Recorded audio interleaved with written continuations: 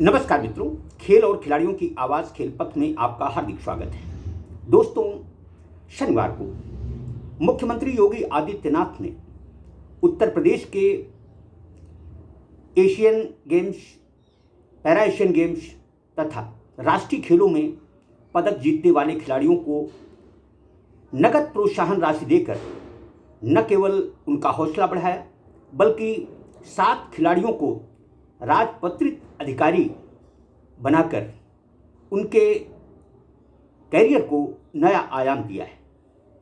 योगी आदित्यनाथ की जहाँ तक बात है, वह जब से उत्तर प्रदेश की सल्तनत पे काबिज हुए हैं, उन्होंने खिलाड़ियों के प्रोत्साहन की दिशा में कोशिश की है।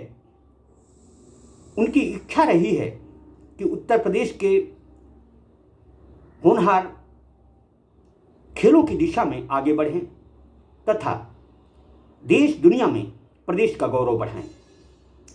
इसके उलट खेल निदेशालय उत्तर प्रदेश की लीला अपरंपार है। एक तरफ मुख्यमंत्री योगी आदित्यनाथ जहां खिलाड़ियों के प्रोत्साहन की दिशा में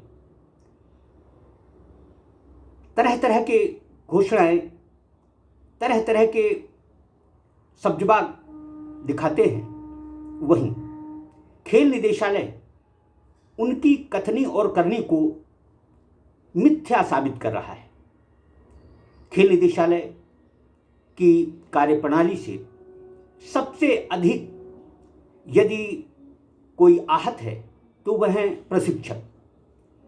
प्रशिक्षकों के बिना अच्छे खिलाड़ियों की कल्पना बेमानी लगती है, लेकिन इस दिशा में खेल निदेशालय उत्तर प्रदेश के अधिकारी कतई गंभीर नहीं है।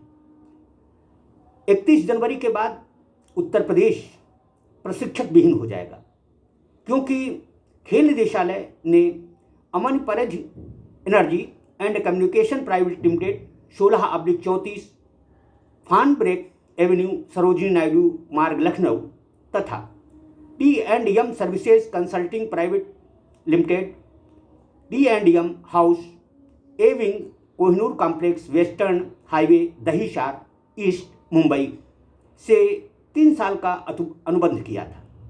इन्हीं कंपनियों के माध्यम से उत्तर प्रदेश में प्रशिक्षकों की पिछले 3 वर्षों से चयन प्रक्रिया चल रही है। यही कंपनियां खेल निदेशालय उत्तर प्रदेश को प्रशिक्षक दे रही हैं, लेकिन खेल निदेशक के आदेश और उप निदेशक खेल SS मिश्रा के पत्र ने प्रशिक्षकों को मुश्किल में डाल दिया है। दरअसल उप निदेशक खेल SS मिश्रा ने दोनों जैम कंपनियों को पत्र लिखा है कि उनका अनुबंध 17/1/2024 को समाप्त हो गया है। उन्हें अब सेवा का अवसर नहीं मिलेगा, यानी अनुबंध समाप्त होने के बाद जिन कंपनियों के माध्यम से खेल निदेशालय उत्तर प्रदेश ने प्रशिक्षकों की नियुक्ति की थी या उत्तर प्रदेश में जो प्रशिक्षक कार्यरत थे, वह 31 जनवरी के बाद सेवा मुक्त हो जाएंगे। दरअसल खेल नियमित प्रक्रिया है, इसमें यदि गैपिंग आती है तो इससे नवोदित खिलाड़ियों का ही नुकसान होता है। दरअसल खेल निदेशालय को इस मामले में गंभीरता दिखानी चाहिए। आउटसोर्सिंग प्रक्रिया खेलों में कम से कम नहीं लागू होनी चाहिए। एक तरफ मुख्यमंत्री योगी आदित्यनाथ भारी भरकम मानदेय पर अंतर्राष्ट्रीय खिलाड़ियों को प्रशिक्षक बतौर रख रहे हैं, तो दूसरी तरफ बहुत अल्प पैसा पाने वाले प्रशिक्षकों के पेट पर लात मारी जा रही है, जो कि सरासर गलत है। लंबे समय से प्रशिक्षक उत्तर प्रदेश के खिलाड़ियों को निखार रहे हैं, लेकिन उनका भविष्य अंधेरे में है। मुख्यमंत्री योगी आदित्यनाथ को खेल निदेशालय क्या अंधेरे में रख रहा है? खेल निदेशालय के अधिकारी क्या मुख्यमंत्री को सही बात नहीं बताते हैं? दूसरी बात जो सबसे अहम है, वह है खेल मंत्री की। खेल मंत्री गिरीश चंद्र यादव को भी इस दिशा में गंभीरता दिखानी चाहिए। आखिर जब प्रशिक्षक ही नहीं होंगे तब नवोदित खिलाड़ियों को प्रशिक्षण कौन देगा। इसी तरह से सचिव खेल सुहास एलवाई भी इस दिशा में गंभीरता नहीं दिखा रहे हैं। सुभाष एलवाई और खेल निदेशक आरपी सिंह दोनों खिलाड़ी। खेल निदेशक आरपी सिंह हॉकी का जाना माना नाम रहे हैं, अच्छे खिलाड़ी रहे हैं।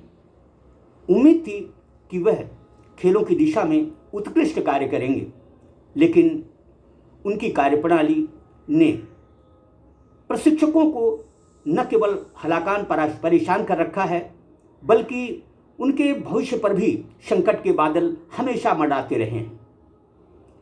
अब देखना यह है कि 31 जनवरी के बाद जब प्रशिक्षक ही नहीं होंगे तो नवोदित खिलाड़ियों को आखिर प्रशिक्षण कौन देगा। खेलपथ मुख्यमंत्री योगी आदित्यनाथ जी से करबद्ध निवेदन करता है कि जिस तरह से वह उत्तर प्रदेश के खिलाड़ियों के प्रोत्साहन की दिशा में फिक्रमंद रहते हैं, उसी तरह से उन्हें प्रशिक्षकों के लिए भी कुछ अच्छी व्यवस्था करनी चाहिए। यदि उत्तर प्रदेश जैसे बड़े राज्य में प्रशिक्षक नहीं होंगे तो जो नवोदित प्रतिभाएं खेलों की तरफ आगे बढ़ना चाहेंगी, खेलों में अपना कैरियर बनाना चाहेंगी, उन्हें आखिर प्रशिक्षण कौन देगा। यह तमाशा बंद होना चाहिए। आउटसोर्सिंग कंपनियों के माध्यम से प्रशिक्षकों की नियुक्ति भेजा कार्य है। इससे न ही खेलों का भला होगा, न ही खिलाड़ियों का भला होगा और प्रशिक्षक परेशान रहेंगे। जिस तरह से खेल निदेशालय उत्तर प्रदेश मोटी रकम पर अंतर्राष्ट्रीय खिलाड़ियों को प्रशिक्षक बतौर रखने का प्रयास कर रहा है और कुछ प्रशिक्षक के तौर पर अंतर्राष्ट्रीय खिलाड़ी रखे भी गए हैं, उनके बजाय यदि उपयुक्त NIS प्रशिक्षकों को प्रशिक्षण का दायित्व तो मिले, वह भी वर्ष के 12 महीने 365 दिन, तो मैं समझता हूं कि उत्तर प्रदेश खेलों की दिशा में उत्तम प्रदेश जरूर बन सकता है। बावजूद इसके जिस तरह से खेल निदेशालय पिछले 3-4 वर्षों में प्रशिक्षकों के साथ खिलवाड़ कर रहा है, प्रशिक्षकों को हीन भावना से देख रहा है, उनकी ज़रूरतों, उनकी आवश्यकताओं की तरफ से अनभिज्ञ है, उससे उत्तर प्रदेश खेलों में उत्तम प्रदेश बन पाएगा, इसमें कम ही संभावना नज़र आती है। मुख्यमंत्री योगी आदित्यनाथ जी इस दिशा में गंभीर प्रयास करें, खेल निदेशालय को निर्देशित करें कि प्रशिक्षकों को 365 दिन प्रशिक्षण का मौका मिले, उन्हें बार बार परेशान न होना पड़े। इस बात की भी व्यवस्था बहुत ज़रूरी है। आउटसोर्सिंग प्रथा को बिल्कुल बंद किया जाना चाहिए।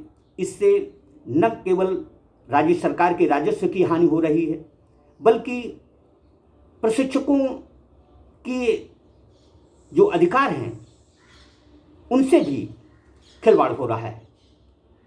अब देखना यह है कि 31 जनवरी के बाद उत्तर प्रदेश में प्रशिक्षण की व्यवस्था कैसे होती है, नवोदित खेल प्रतिभाओं को प्रशिक्षण कौन देता है, क्योंकि दोनों अनुबंधित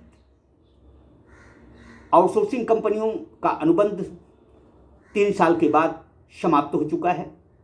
अब जो भी प्रशिक्षक उत्तर प्रदेश में प्रशिक्षण की सेवाएं दे रहे हैं, 31 जनवरी के बाद वह सेवा मुक्त हो जाएंगे। ऐसे में सवाल ये उठता है कि इन प्रशिक्षकों का क्या गुनाह है। आखिर इन प्रशिक्षकों की तरफ प्रदेश सरकार, खेल निदेशालय कब और कैसे ध्यान देगा, यह बहुत सोचनीय मुद्दा है। उम्मीद है इस वीडियो को सुनने के बाद राज्य सरकार, खेल निदेशालय खेल प्रशिक्षकों की तरफ जरूर ध्यान देंगे। जय हिंद, जय भारत।